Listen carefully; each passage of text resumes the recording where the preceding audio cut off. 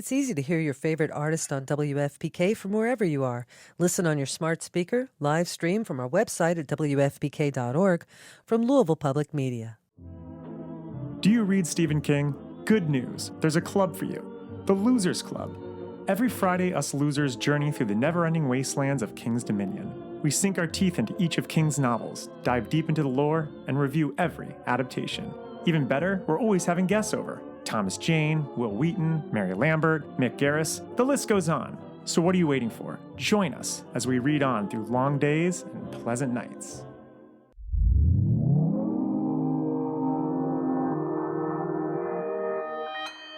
Consequence Podcast Network.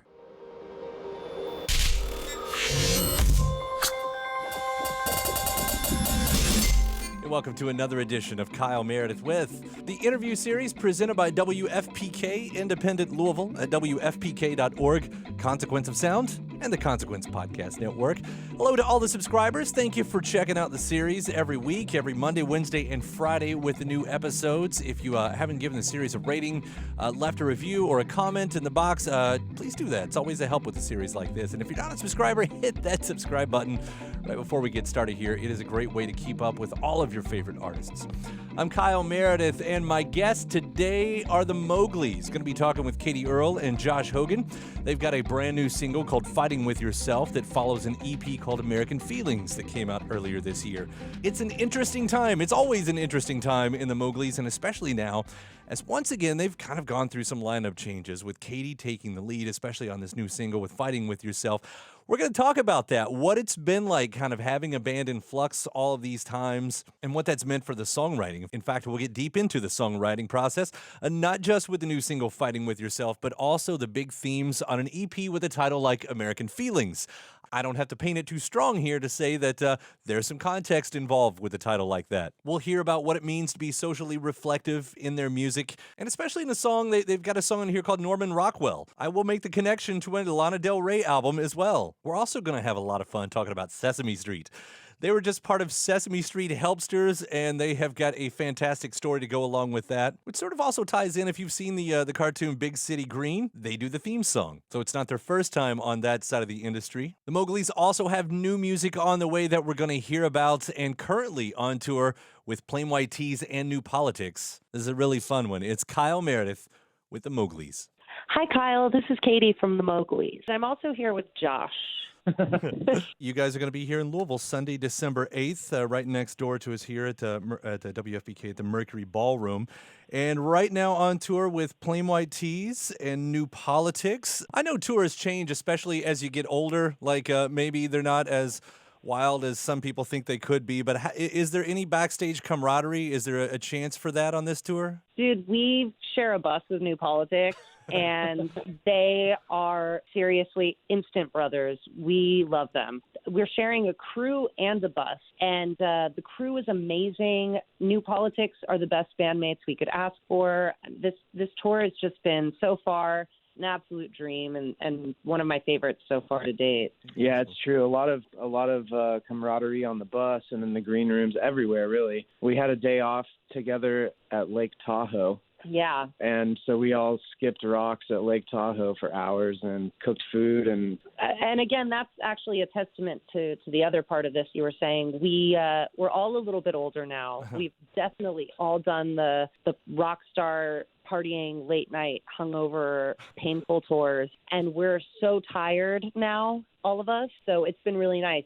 We spent our day off, like Josh said, cooking and skipping rocks. And it's pretty... But we still do stay up late. We stay up late having intelligent conversation. And we eat better drinking food. wine. Right. Yeah.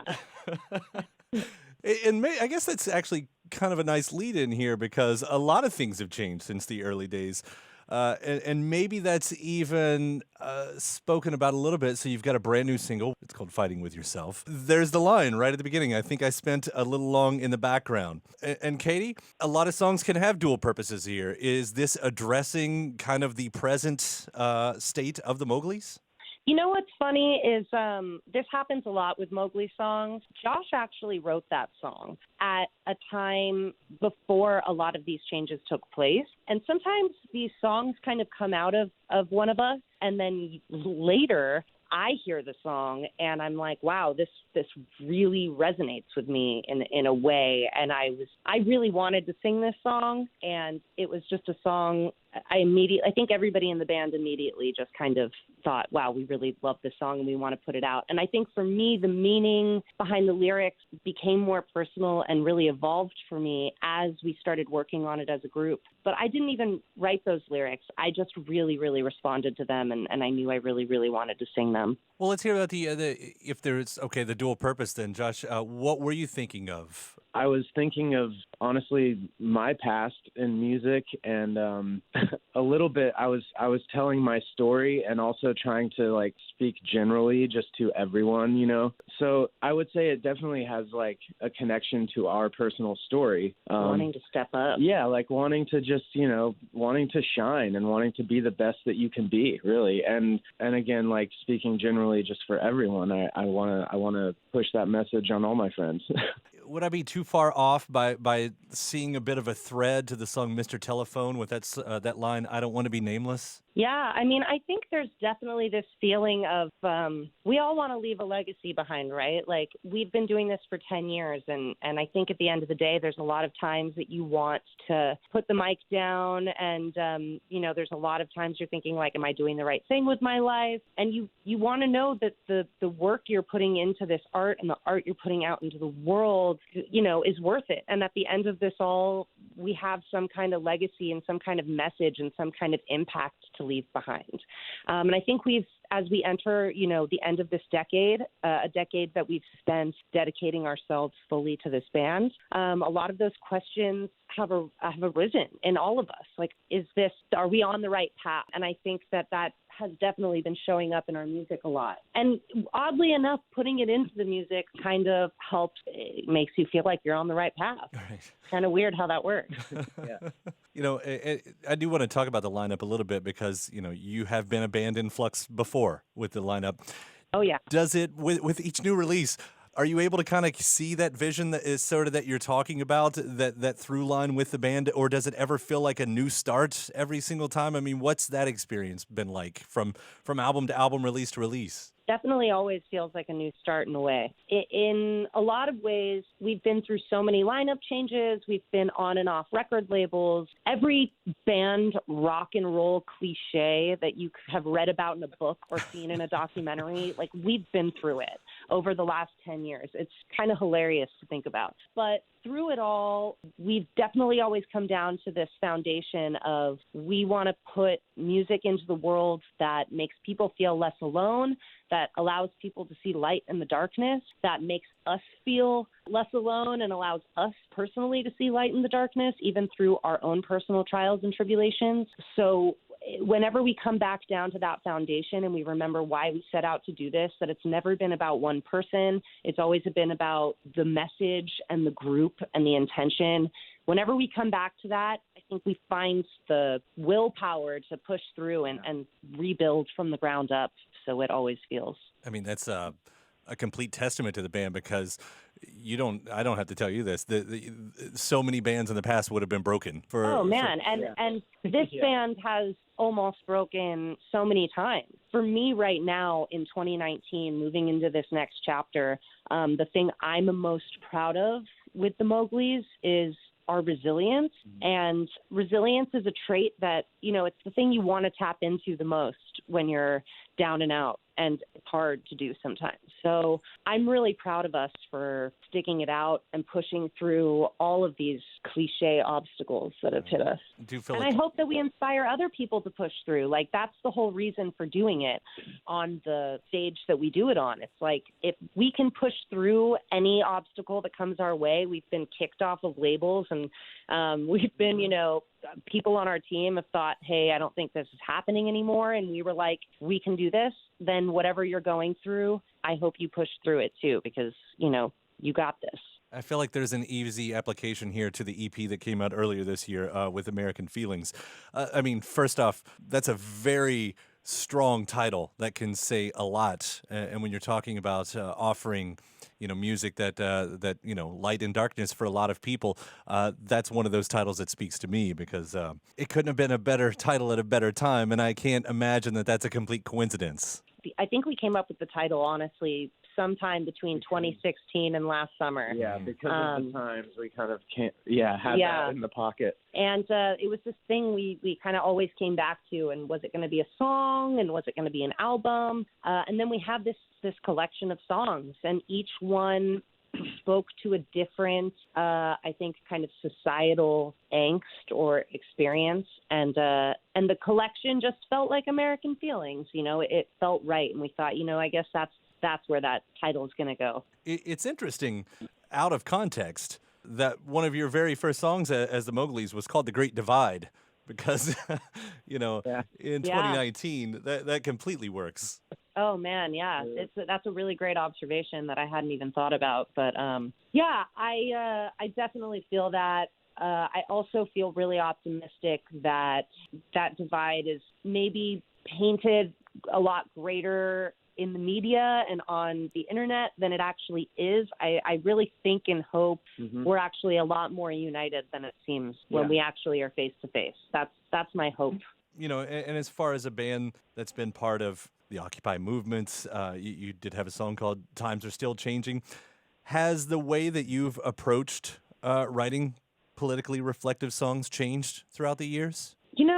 We always say our writing process and our recording process is truly changing always. I think ultimately we kind of always come back to this thing where whatever songs we put out, we have to sing hundreds of times. And we always want to inspire, encourage other people to sing too. So we definitely think about writing words that are going to feel good to sing over and over, and that are going to resonate with other listeners, that are going to make them want to sing over and over. So I think that is definitely embedded in the process. We definitely think about what we want to say.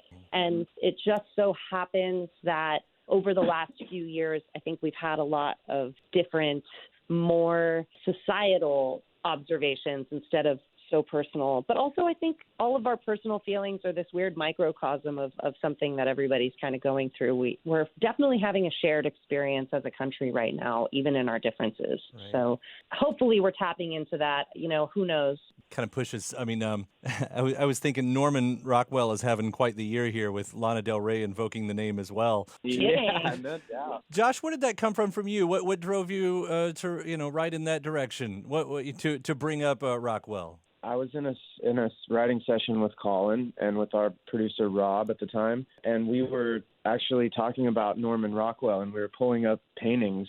I think Colin actually had the title kind of in his pocket a little bit. Norman really painted the times and the American feelings. Yeah. It all like the song came from the title, and then we started looking at paintings, and the artwork on the EP is obviously a Norman Rockwell painting that we kind of colorized a little. Colin and I are both from the Midwest, so we were kind of speaking from our experience growing up in Kansas and Oklahoma. And, I think that our message in that song is something that a lot of people can connect with. When you guys arrived at that, I think you were talking about, even back to the 2018 single and going into the EP, that, it was a back to basics moment, maybe with reformation. Mm-hmm. Does that still carry on to what you're writing now, to what you're, to what maybe we've still yet to hear? Yeah, I think so. Definitely. I think I like to always try to go back to basics, and then go from there. And I think it always depends on the producer you're working with.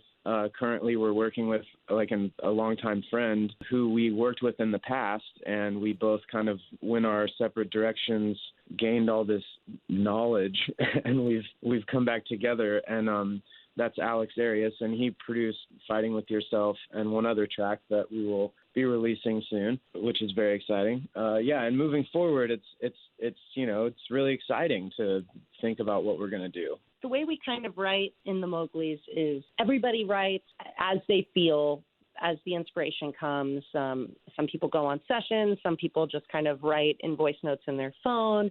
We all add it to this Dropbox that the whole band has access to. And then when it's, when we find the money and time to record a song or an EP, then we kind of go back to this Dropbox and we listen through and we say, hey, this has a lot of potential. All right, I love the chorus to this. Let's do something with it. Or sometimes, wow, this song is done. Let's just bring it into the studio. So a lot of times, we're picking through songs that were written at all these different stages in our life, or written by a combination of Mowglis that were going through something at the time.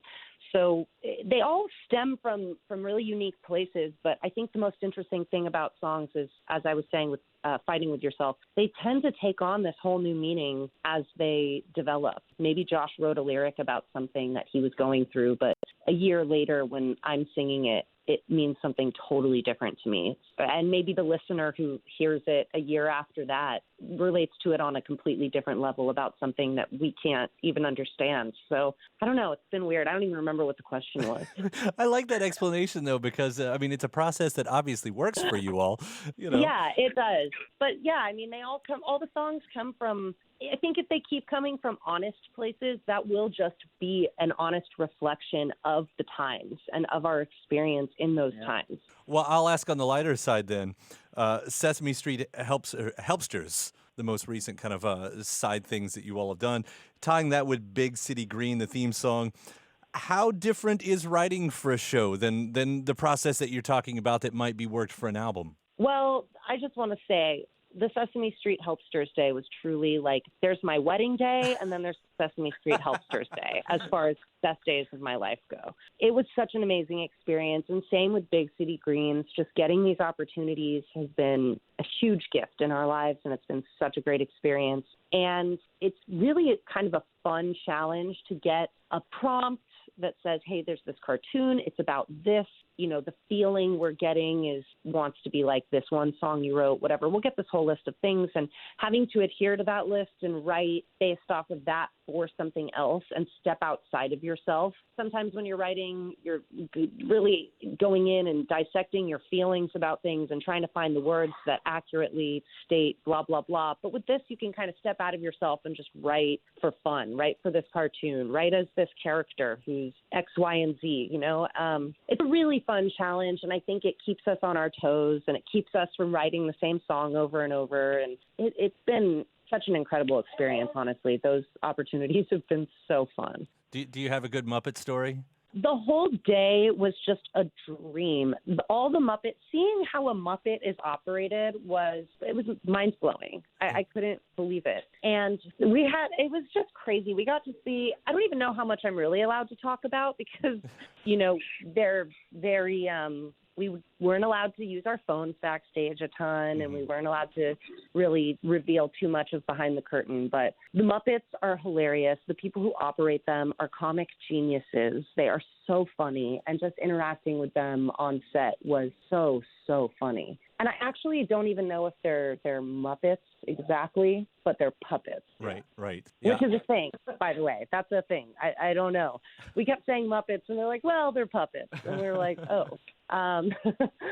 Truly geniuses at work. It was crazy to see. Even with the human right there, you sort of forget that there's a human right there. Oh, I was interacting. I was talking to my puppet the whole time in between takes. The puppet that I was interacting with, we were just chatting away, and I totally forgot that it was a puppet. No, absolutely. It was just my friend.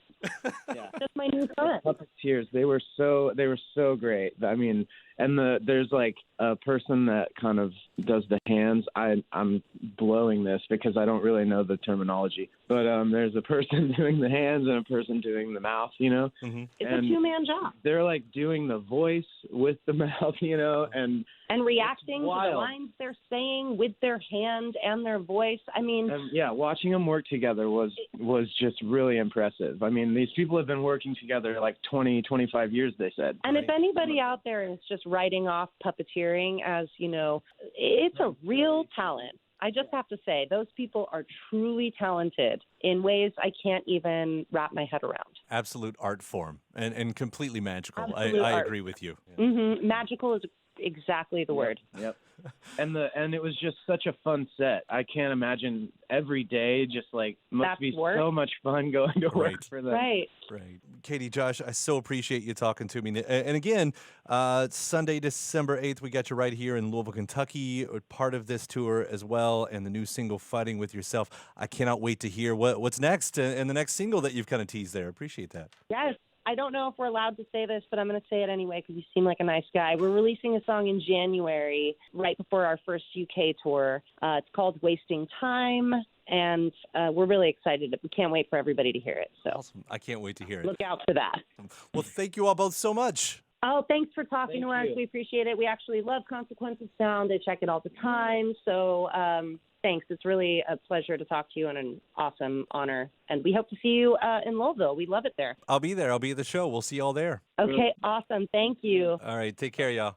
Bye. And my thanks, Katie Earl, Josh Hogan, the Mowglis. The latest single is called Fighting With Yourself. You heard them too. There is a new single coming in January. Cannot wait to hear what that sounds like as well. And do check the tour dates currently out with Plain White Tees and New Politics. And thanks to you for checking out the episode. Again, if you're not already a subscriber, you enjoyed what you heard here, please do hit that subscribe button anywhere you're listening from right now. There is a subscribe button wherever you get your podcasts from. It's a great way to keep up with all of your favorite artists or maybe artists that you want to be introduced to. New episodes every Monday, Wednesday, and Friday. And if you're already a subscriber, thank you so much. Again, a little encouragement to hit that rating button, leave a review or just a comment in the comment box. Again, you can do it to iTunes, Apple Podcast, or even Spotify, YouTube, any of those spots. After that, head to WFPK.org, where I do a show Monday through Friday at 6 p.m. Eastern.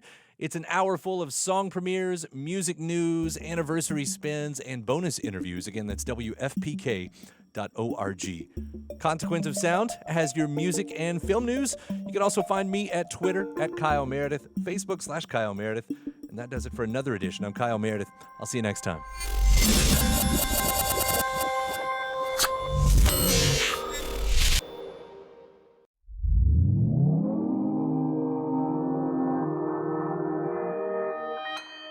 Consequence Podcast Network.